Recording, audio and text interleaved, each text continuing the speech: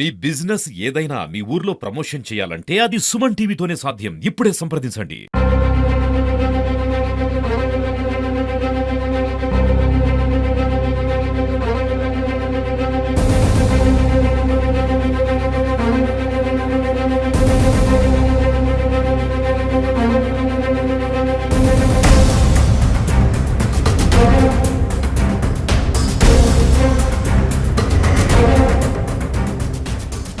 Hi hello నమస్తే welcome to Suman TV. Telangana రాష్ట్రంలో గ్రామ పంచాయతీ ఎలక్షన్ సంబంధించిన షెడ్యూల్ విడుదలైంది. మహబూబ్ జిల్లా వ్యాప్తంగా కూడా 482 గ్రామ పంచాయతీలకి ఇప్పటికే నామినేషన్ దాఖలయ్యి మొత్తం 3 దఫాలుగా నామినేషన్స్ అనేవి పూర్తవుతున్నాయి.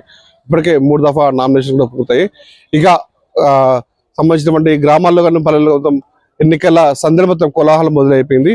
ఇప్పటికే ముఖ్యంగా చూసుకుంటే ఈ రాజకీయం అనేది కూడా సంబంధించిన కుటుంబ సభ్యుల మధ్య స్నేహబంధం మధ్య కూడా నడుస్తున్న నేపథ్యంలో మహబూబ్ జిల్లా నెల్లికుదురులో ఒక విచిత్ర సంఘటన చోటు తీసుకుంది.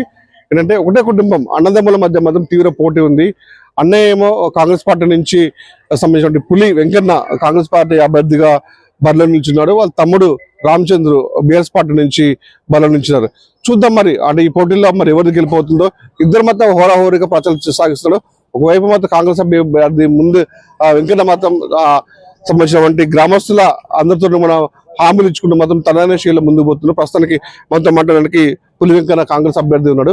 నమస్తే. ముందుగా మీకు అంటే నెల్లికూరు ప్రజలు కానీ అందరూ కూడా కాంగ్రెస్ పార్టీకి పట్టం కట్టడం మొత్తం సిద్ధంగా ఉందని తెలుస్తుంది. ఏ విధంగా చూస్తారన్న? నేను నెల్లికుదురులో ఇప్పుడు గ్రామ సర్పంచ్గా స్థానిక సంస్థ ఎలక్షన్లో ఉండడం జరిగింది. మా యొక్క కాంగ్రెస్ పార్టీ కార్యకర్తలందరూ కూడా ఏకగ్రంగా మా వాళ్ళందరూ చిన్నలు పెద్దలందరూ కూడా కలిసి నువ్వు 2-3 సార్లు నష్టపోయినావు కనుక కాంగ్రెస్ పార్టీలో అప్పుడు ఆ రోజులో ఉంటూ కూడా గవర్నమెంట్ లేనప్పుడు లేరు కనుక అప్పుడు కూడా నువ్వు ఉండి పార్టీలో ఉన్నావు కనుక నష్టపోయినావు కనుక ఈసారి మీరందరూ నువ్వు ఉండు అని మా వాళ్ళందరూ నన్ను ఏకగ్రంగా ఉంచడం జరిగింది. దానికి ఈరోజు నేను సభ్యునిగా మరి అటు మురళి నాయక్ గారు డాక్టర్ మన ఎమ్మెల్యే గారు కూడా సహాయ సహకారాలు మన ఎంపీ గారి సహాయ సహకారాలతోటి అందరి సహాయ సహకారాలతోటి ఉండడం జరిగింది. ఇక్కడ ప్రజలందరూ సహకరిస్తున్నారు నాకు. అటు బీఆర్ఎస్ నుంచి పులి రామచంద్ర ఉన్నాడు, ఇటు కాంగ్రెస్ పార్టీ నుంచి నేను ఒక 3 సార్లు ఓడిపోయిన అతను ఒకసారి ఎంపీటీసీగా గెలిచిండు. ఏ పార్టీ నుంచి మీరు పోటీ చేశారు? కాంగ్రెస్ పార్టీ నుంచి పోటీ చేశాను. 3 సార్లు కాంగ్రెస్ పార్టీ పోటీ చేసింది. 4వ సారి నేను పోటీ చేయబట్టి ఒకసారి ఉప సర్పంచ్గా ఉందో అని వార్డు నెంబర్లు అని చెప్పని అప్పుడు ఉండడం జరిగింది. తర్వాత సర్పంచ్ నిలబడ్డా, మన ఎంపీటీసీ నిలబడ్డా. అప్పుడు తెలంగాణ సెంటిమెంట్ ఉండటం వల్ల దానివల్ల ప్రభావంలో మనం ఓడిపోవడం జరిగింది.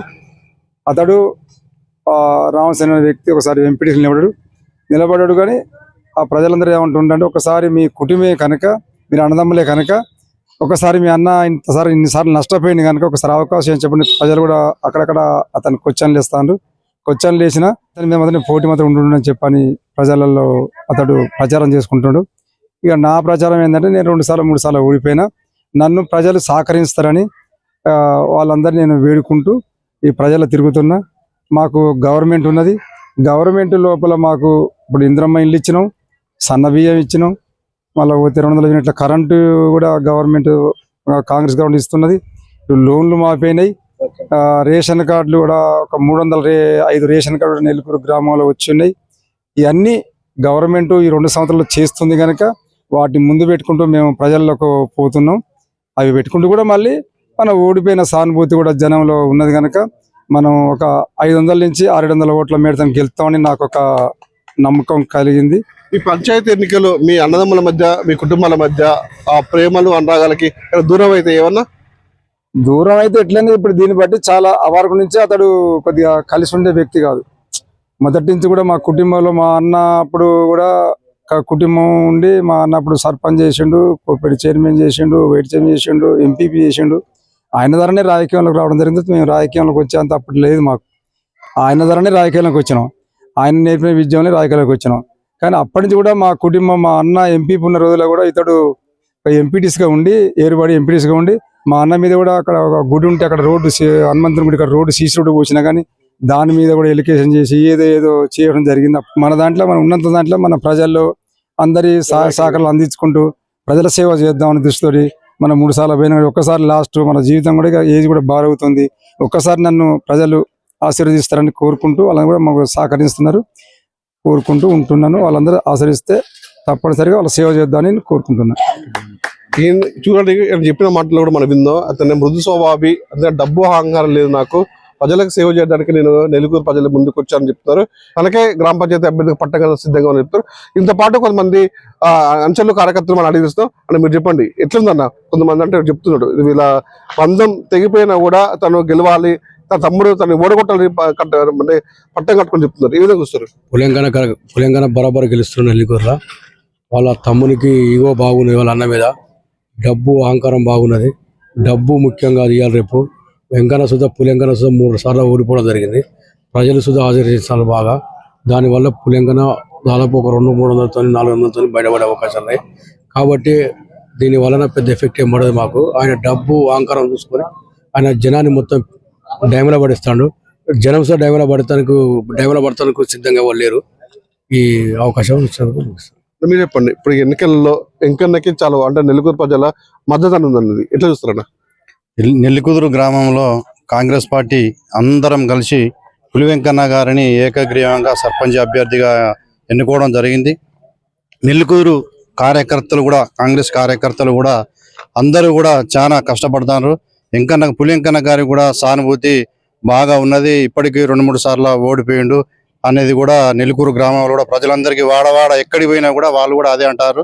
చాలా వరకు ఇప్పుడు పులి వెంకన్న గారినే అత్యధిక మెజార్టీతో మేము గెలిపిద్దాం, కంపల్సరీ కూడా గెలిపిద్దాం. అతను కూడా పక్క బీఆర్ఎస్ పార్టీ నుంచి నిలబడ్డ అభ్యర్థి కూడా డబ్బులు ఉన్నాయి, బాగా అహంకారం ఉన్నది, ఇట్లా ఉన్నది అని కూడా ప్రజలు కూడా చెప్తారు. కానీ వెంకన్న గారిని కూడా కంపల్సరీ కూడా మేము గెలిపిస్తాం, ఫుట్బాల్ గుర్తుకేసి అత్యధిక మెజార్టీ తోటి గెలిపిస్తామని కూడా ప్రజలు కూడా వాడవాడ తిరిగినా కూడా అదే విధంగా మాట్లాడుతున్నారు.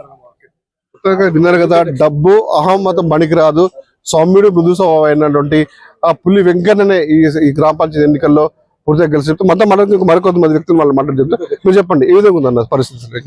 ఇక్కడ లోకల్లో మేమైతే తిరిగినంత సేపట్లో ప్రతి గ్రామం ప్రతి వాడవాడల ఎక్కడ చూసినా గానీ ఆయన పేరే వస్తున్నది. మండల హెడ్ క్వార్టర్ మొత్తంలో కూడా పులి వెంకన్న అంటే తెలుసు. మండల హెడ్ క్వార్టర్ ఉన్న మామూలు సర్వే చేసా, అంత పులి వెంకన్న పేరే బాగా వినిపిస్తుంది. అవునండి, పులి వెంకన్న చుట్టుపక్కల గ్రామాలలో కూడా తెలుసు. ఆయన సీనియర్ నాయకుడు. ఆయన ఎప్పటి నుంచో ప్రజాసేవ కోసం ఎప్పటి నుంచి ప్రజాపడుతూనే ఉన్నాడు. కానీ ఈసారి అన్న ఛాన్స్ ఇవ్వండి అని చెప్పి మరొకసారి 4సారి ఇప్పుడు ఆయన పోటీ చేయడం. కాబట్టి మేము కూడా అందరం ఏకగ్రీయంగా కాంగ్రెస్ పార్టీని ఎన్నుకోవడం జరిగింది. ఆయన ప్రజాసేవ కోసం పరితపిస్తాడు. ఇది ఒక్కసారి ఛాన్స్ ఇద్దామని చెప్పి ప్రజల్లో కూడా వచ్చింది. ఎదురుగున్న ఎంత పైసా దాడితోనే కానీ, డబ్బుతోనే కానీ, అదేవిధంగా మందుతోనే కానీ ఏ ప్రలోభాలకు జనం కూడా పోయేటట్టు లేరు. ఇవాళ మాజీ ఎమ్మెల్యే శంకర్ నాయక్ వచ్చి మీటింగ్ పెట్టిండు. ఆయన చేసిన మీటింగ్ కూడా 100 మంది కూడా లేరు. కాబట్టి పులి వెంకన్న వైపే ఉన్నది. సర్పంచ్ అభ్యర్థిగా మా కాంగ్రెస్ పార్టీ నుంచి ఏకగ్రీవం చేసినాం. ఆయన సీట్లో కూడా కూర్చోబెడతాం అని చెప్పి కూడా కాంగ్రెస్ కార్యకర్తలు అందరం కూడా చెప్తాం. ఒక్క ఛాన్స్ ఇవ్వండి, నెల్లికూరు గ్రామ పంచాయతీ అభివృద్ధి చూపెడతా అని చెప్పేసి పులి వెంకన్న గానీ పక్కన ఉండండి కార్యకర్తలు గంటా ధీమంగా వ్యక్తం చేస్తున్నారు. అత్యధికంగా గెలిపించాలని చెప్పేసి కార్యకర్తల అభిమానం మీద కోరుతూ పరిస్థితి ఉంది.